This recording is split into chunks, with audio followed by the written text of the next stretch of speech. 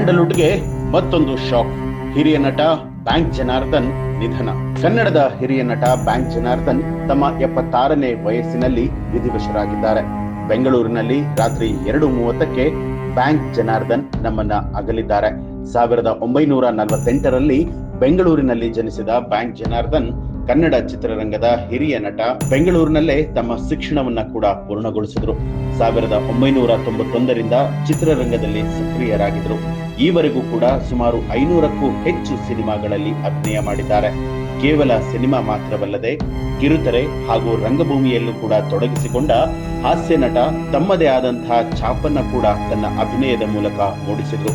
ಉಪೇಂದ್ರ ನಿರ್ದೇಶನದ ತರ್ಲೆ ನನ್ ಮಗ ಹಾಗೂ ಕೌರವ ಸೇರಿದಂತೆ ಹಲವು ಸಿನಿಮಾಗಳಲ್ಲಿ ತಮ್ಮ ಅಭಿನಯದಿಂದಲೇ ಗಮನವನ್ನ ಸೆಳೆದಿದ್ರು.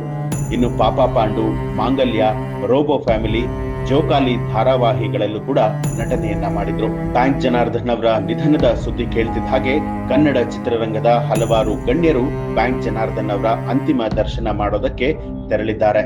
ಒಬ್ಬ ಪ್ರತಿಭಾನ್ವಿತ ಹಿರಿಯ ನಟನನ್ನ ಕಳೆದುಕೊಂಡು ಕನ್ನಡ ಚಿತ್ರರಂಗ ಬಡವಾಗಿದೆ. ಬ್ಯಾಂಕ್ ಜನಾರ್ದನ್ ಅವರ ಆತ್ಮಕ್ಕೆ ಶಾಂತಿಯನ್ನ ಕೋರ್ತಾ ಅವರ ಕುಟುಂಬಕ್ಕೆ ದುಃಖವನ್ನ ಭರಿಸುವಂತ ಶಕ್ತಿಯನ್ನ ಭಗವಂತ ಕರುಣಿಸಲಿ ಎಂದು NCIB ಟೈಮ್ಸ್ ಮೀಡಿಯಾ ವತಿಯಿಂದ ಆಶಿಸ್ತಾ ಇದ್ದೇವೆ. ಬ್ಯಾಂಕ್ ಜನಾರ್ದನ್ ಅವರ ನಟನೆಯ ಯಾವೊಂದು ಚಿತ್ರ ನಿಮ್ಗೆ ಬಹಳ ಇಷ್ಟ ಅನ್ನೋದನ್ನ ಕಮೆಂಟ್ ಮಾಡಿ ತಿಳಿಸಿ. ಹಾಗೆ ತಪ್ಪದೆ ನಮ್ಮ ಚಾನೆಲ್ ಅನ್ನ ಸಬ್ಸ್ಕ್ರೈಬ್ ಮಾಡಿ.